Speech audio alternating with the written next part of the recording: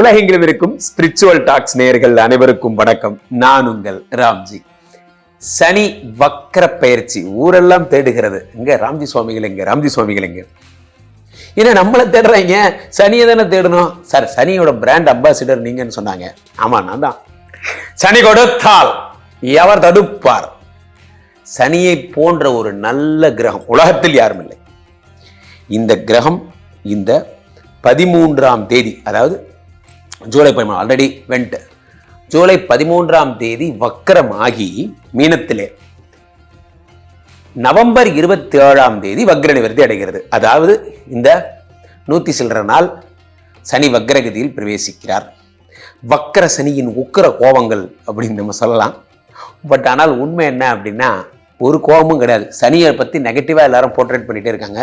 சனியை போன்ற ஒரு தெய்வம் யாரும் இல்லை. எந்தெந்த ராசிக்காரங்களுக்கு என்னோட டயலாக் அப்ளை ஆக போது, சனி யாருக்கெல்லாம் கொடுக்க போகிறார், எவர் தடுத்தாலும் அருள்மழை யாருக்கெல்லாம் கொட்ட போகிறது என்பதை பார்க்கிறோம்.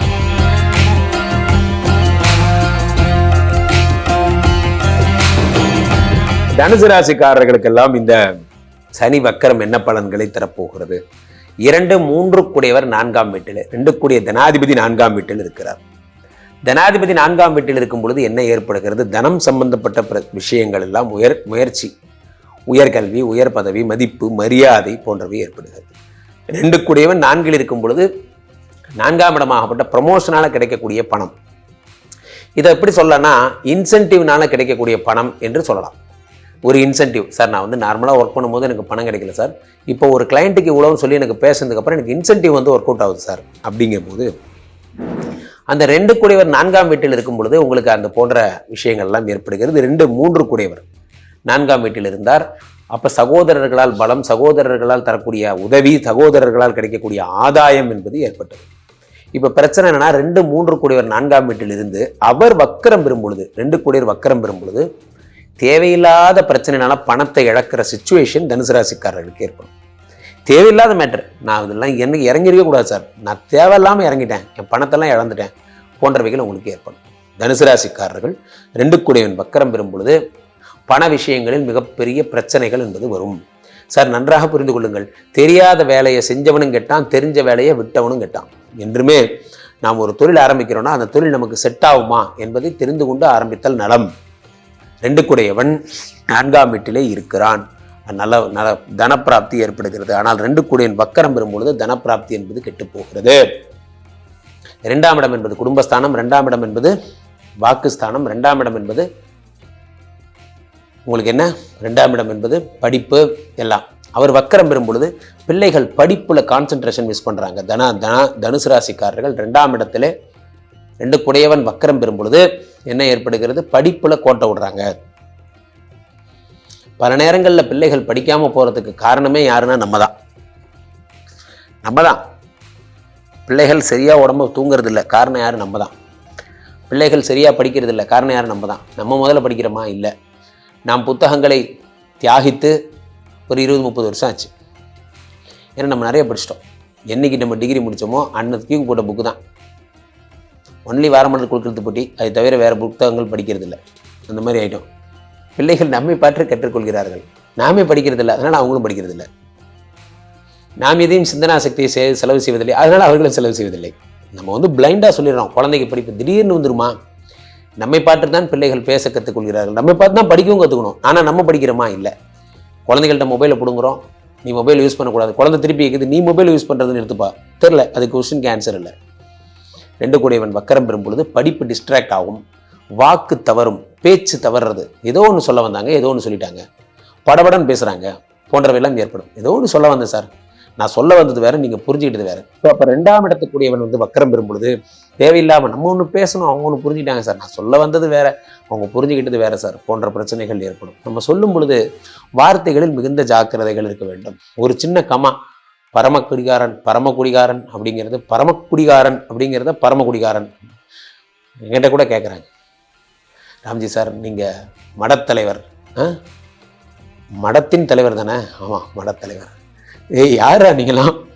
அங்கே இத்து போட்டு ஸ்பேஸ் போடணும்பா. மடத்தலைவர் இல்லை, ஒரு கரைமடைன்னு ஒரு ஊர், கரைமடையைச் சேர்ந்த கரைமடையனார் வந்திருக்கிறார். கரைமடையனார் அப்படி போடக்கூடாது, கரைமடையனார் அப்படி போடணும். சேர்த்து எழுதும்போது பிரித்து எழுதும்போது என்ன ஆயிருது, கரைமடையனார். ஓ, வடிகட்டின முட்டாப்பேன்னு அர்த்தம். கரைமடையனார், கரைமடைங்கிறது ஒரு ஊர் பேருங்க. அப்போ என்ன ஆகுதுன்னா, இந்த வார்த்தைகளுடைய விளையாட்டு. நம்ம ஒன்று சொல்லப்போனால் ஒன்று புரிஞ்சுக்கிறாங்க சார். சரி, பல நேரங்களில் நம்மளோட வார்த்தைகள் தான் நமக்கு சத்ருவாகி விடுகிறது. நான் பேச கற்றுக்கொண்டால் உலகத்தில் எதை வேணாலும் ஜெயிச்சிடலாம். பேச கற்றுக்கொள்வதே இல்லை. பாதி பேருக்கு தனக்கு பேச தெரியாதுங்கிறது புரிஞ்சுக்கிறதுக்கு 50 வயசாயிருது சார். சிங்கம் இருக்குது பாருங்க, அது குட்டி போட்டால் ஒரே ஒரு 3 நாளில் அந்த குட்டி எந்திரிச்சு நிற்கிது. ஒரு வாரத்தில் பால் குடிக்குது. ஒரு 25 நாளில் எந்திரிச்சு ஓடுது. நம்ம வீட்டு நாய்க்குட்டி பாருங்க, 30 நாளில் ஓடுது. 60 நாளில் காவல் பார்க்க ஆரம்பிச்சிருது. மனுஷ போய் ஒருத்தனுக்கு தான் பிறந்து 1 வருஷம் ஆகுது அவன் பேசுறதுக்கே. அதுக்கப்புறம் அறிவு வர்றதுக்கு சில ஜந்துக்கள் கடைசி வரைக்கும் அறிவே வராமே இருந்து. யோசிச்சு பார்த்தீங்கன்னா, இந்த 2 குடையவன் வக்கரம் பெறும் பொழுது புதுசாக என்ன பேச கற்றுக்க மாட்டாருங்கிறது. எனக்கெல்லாம் காலகாலமாகவே பேச தெரியாது. Very good, very good. பேச தெரியாமையே டிராவல் பண்ணுறது, ஏன்னா அது ஒத்துக்கிறது கிடையாது. அப்போ 3 குடையவன் வக்கரம் பெறும் பொழுது என்ன ஆகிறது, முயற்சிகளில் சறுக்கல். நான் எங்கே போனாலும் எவனாவது ஒருத்தன் வந்துடுறான் சார். நான் இப்போ தான் ஒரு கடை ஆரம்பிக்கலாம்னு நினச்சேன். காலங்காத்தாலேயே வந்து என்னென்ன கேட்குறானுங்க பாருங்கள். நம்ம ஆட்கள் ரொம்ப புத்தாலித்தனமாக கேட்பாங்க. எலக்ட்ரானிக்ஸ் கடையில் போய் மம்முட்டி இருக்கான்னு கேட்பாங்க. இந்த மாதிரிலாம் ஏதாவது ஒன்று கேட்பாங்க. ஏன்டா இப்படி இருக்கீங்க, எங்கள் கடையை நீங்கள் அந்த மாதிரி. ஸோ அப்போ 3 குடையவன் வக்கரம் பெறும் பொழுது முயற்சிகளில் தடை. நம்ம பாட்டுக்கு போயிட்டுருப்போம், லோன் கிடைக்கும்னு நினைப்போம், அன்னைக்கு பார்த்து தடை, அதே மாதிரி நடக்கும். இதெல்லாம் நடக்கும். 2 குடையவன். அப்போ தனுசு ராசிக்காரர்கள் பணத்தை கொடுத்து ஏமாறக்கூடாது. யாரேனும் ஆசை காமிச்சா வாங்க ஈரோட்டில் ஈமு கோழி வளர்த்தலாம், போகக்கூடாது. வாங்க வேற வந்து போயிட்டு நம்ம தெங்கனி கோட்டை பக்கம் தேக்கு மரம் வளர்த்தலாம், போகக்கூடாது. யார் எங்கே கூப்பிட்டாலும் போகாதீங்க. இப்படி தான் வளர்ச்சி ஒவ்வொருத்தர் கிட்னி எடுத்துகிட்டு இருக்கானுங்க. எது வளர்த்த சொன்னாலும் வளர்த்தாதீங்க, உங்களுக்கு தெரியாத வேலையை செய்யாதீங்க. அப்போ தனுசு ராசிக்காரர்கள் பணம் இருந்தால் என்ன செய்யலாம், பணம் இருந்தால் போய் பொண்டாட்டிக்கு நகை வாங்கி போடுங்க, உருப்பலாம். ஸோ அதை மட்டும் பண்ணுங்க. ஸோ தனுசு ராசிக்காரர்கள் பண விஷயத்தில் ஜாக்கிரதை. இந்த தனுசு ராசியில் பிறந்த பாக்கியசாலிகளுக்கு இந்த சனி வக்ர பயிற்சி காலம் என்ன பலன் கொடுக்க போகுது? அதாவது சனியுடைய வக்ர பயிற்சி அப்படின்னு பார்த்தீங்கன்னா ஜூலை 13ஆம் தேதியிலிருந்து நவம்பர் 28ஆம் தேதி வரைக்குமான 138 நாட்கள். இந்த 138 நாட்கள் வந்து என்ன பலன் கொடுக்க போகிறாங்க இந்த சனி வக்ர நிலைக்கு வந்து அப்படின்னு பார்க்க போகிறோம். அதாவது இப்போ சனி வந்து பார்த்தீங்கன்னா உங்கள் ராசிக்கு 4ஆம் இடமான அர்த்தாஷ்டம சனியாக இருந்துகிட்டு இருக்காரு. அர்த்தாஷ்டம சனி வந்து என்ன பண்ணணும் அப்படின்னா வந்து அஷ்டம சனியில் பாதி பலன்களை கொடுக்கும். அஷ்டம சனி என்ன பண்ணும் அப்படின்னா வந்து சிறைவாசம், உடல் உபாதைகள், உயிருக்கான கண்டம், இதெல்லாம் கொடுக்கக்கூடியது அஷ்டம சனி. அது போக வந்து அனாவசியமான பிரச்சனைகள், காரணமற்ற இந்த பிரச்சனைகளை நம்ம மாட்டிக்கிறது.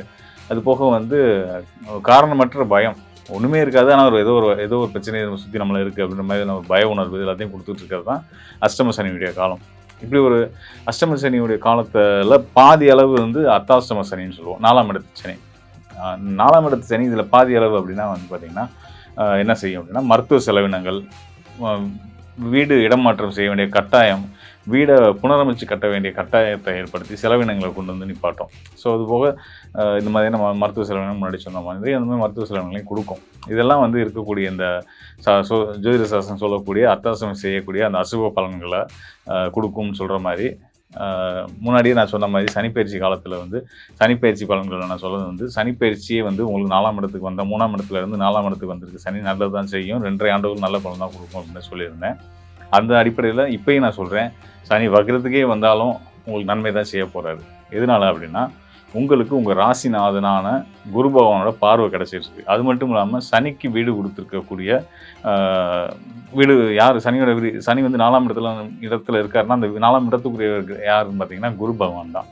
அவர் தான் உங்கள் ராசி அதிபதியாகவும் வந்து அவர் ராசிக்கு 7ஆம் இடத்துலேருந்து உங்கள் ராசிக்கு பார்வையை கொடுத்துக்கிட்டே இருக்காரு. ஸோ குருவுடைய பார்வை உங்களுக்கு பரிபூரமாக கிடச்சிட்டு இருக்கணும் போது ஜோதிட சாஸ்திரம் சொல்கிற மாதிரி அர்த்தாஷ்டம தொல்லைகள் கொடுக்குன்ற மாதிரி குருவுடைய அருள் பார்வை இருக்கும்போது எந்த பாதிப்பும் வராதுன்றதும் ஜோதிட சாஸ்திரம் சொல்கிறது தான். ஸோ அந்த வகையில் வந்து தனுசு ராசிக்காரர்கள் வந்து பார்த்திங்கன்னா அர்த்தாஷ்டம சனியை நினச்சோ, இப்போ வக்ரமாக இருக்கக்கூடிய அர்த்தாஷ்ட நிலையில் இருக்கக்கூடிய சனியை நினச்சோ பயப்பட வேண்டியது இல்லை அப்படின்றதான் வந்து உள்ளபடியே உண்மையாக இருக்குது. அது மட்டும் இல்லாமல் குறிப்பாக இந்த ஒரு காலகட்டம் வந்து உங்களுக்கு ஒரு யோக காலகட்டம்னே சொல்லலாம்.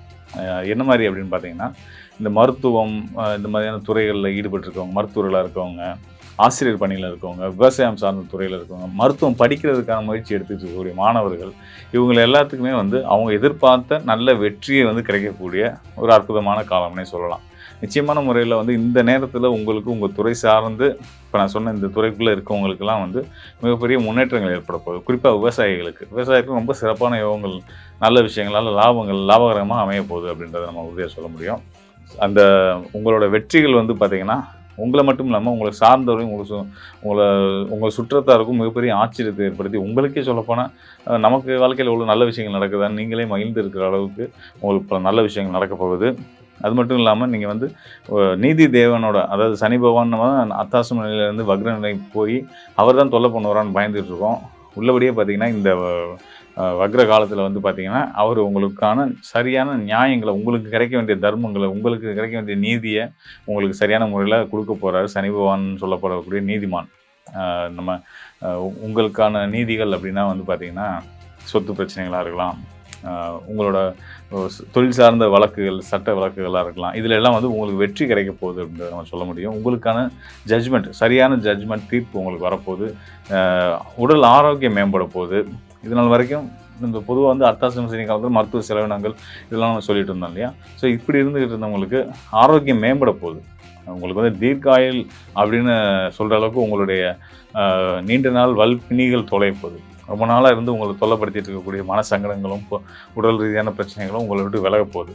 ஸோ விலகி உங்களுக்கு ஆரோக்கியமான நிலைக்கு வரப்போகிறீங்க அப்படின்றது தான் உள்ளபடியே வந்து இந்த சனி வக்ர நிலையில் உங்களுக்கு கொடுக்கக்கூடிய நல்ல பலன்களாக இருந்துகிட்டு இருக்குது.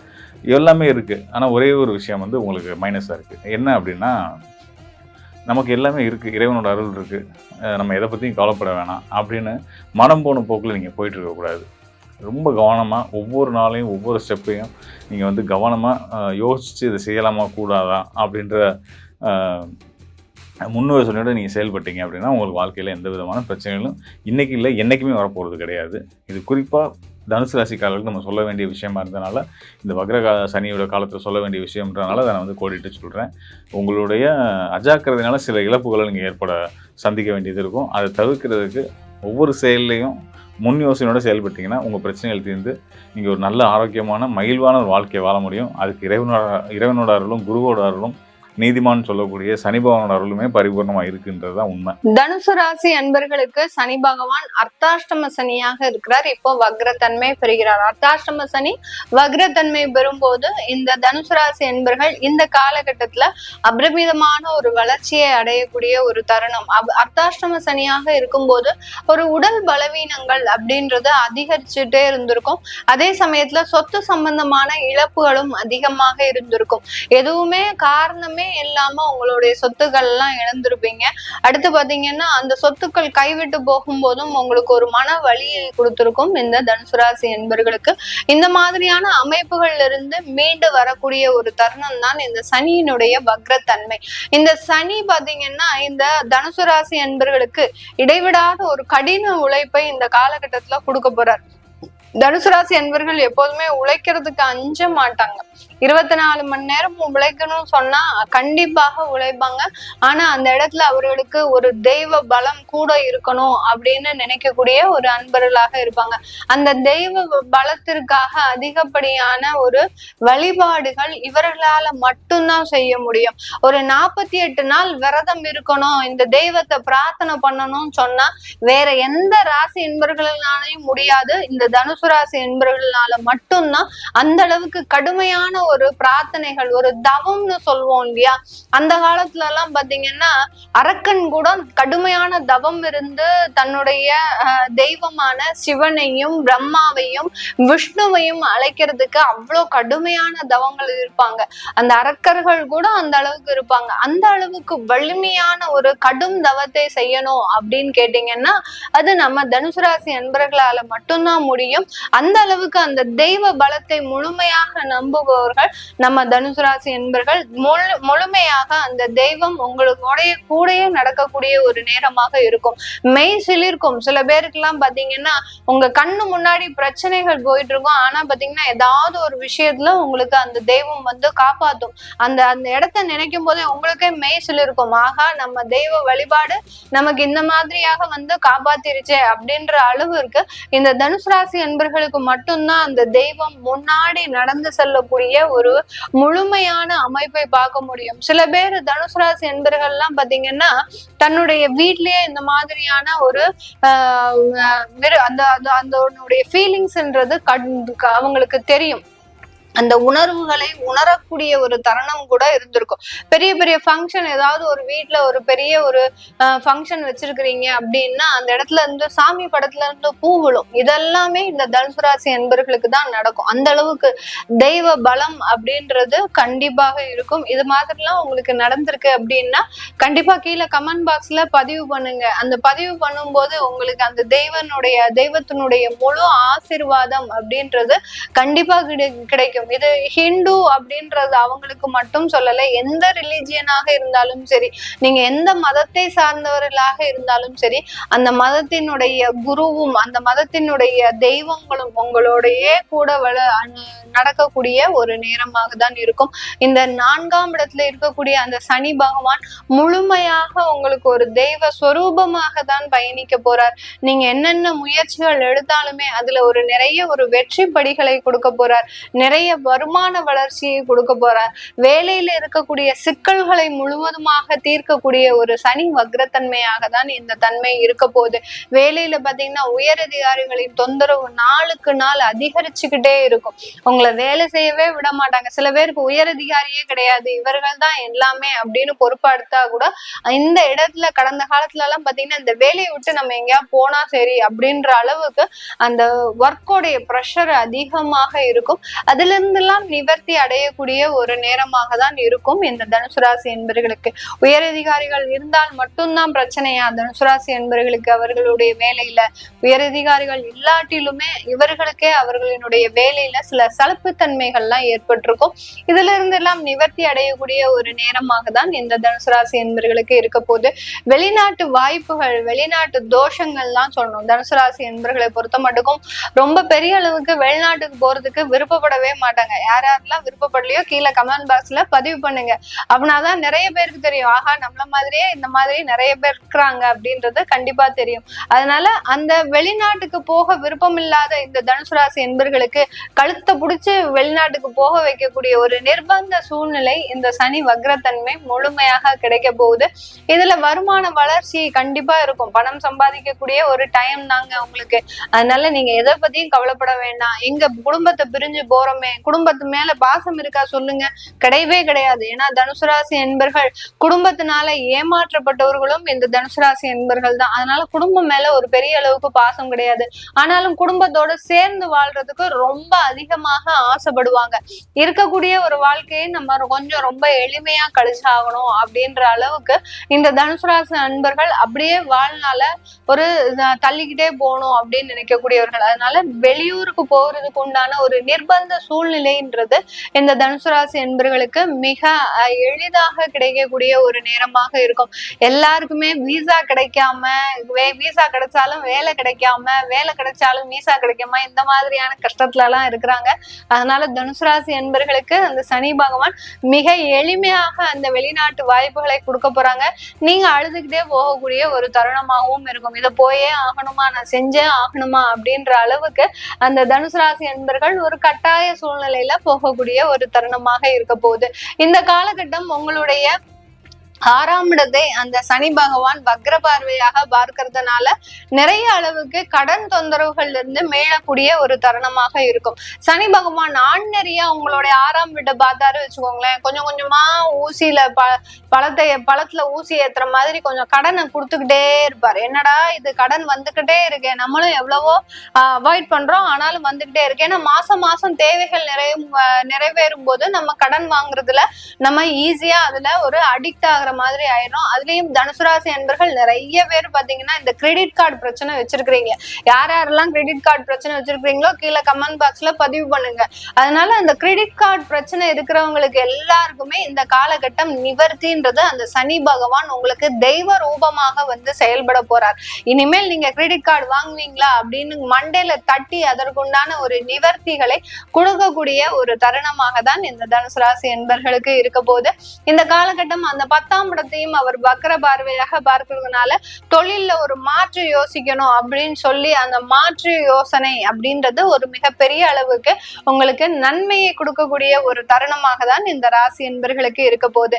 இந்த நான் சொன்ன அந்த பலன்கள், அதாவது உங்களுக்கு இந்த மாதிரி எல்லாம் இருந்திருப்பீங்க அப்படின்னு நிறைய இதுல சொல்லியிருக்கிறேன். அதுல இடையிலயும் சொல்லியிருக்கிறேன். அதுல கமெண்ட் பாக்ஸ்ல பதிவு பண்ண சொல்லி, கமெண்ட் பாக்ஸ்ல பதிவு பண்ண மறந்தவங்க இந்த கடைசி இதை பார்க்கும்போது பதிவு பண்ணுங்க.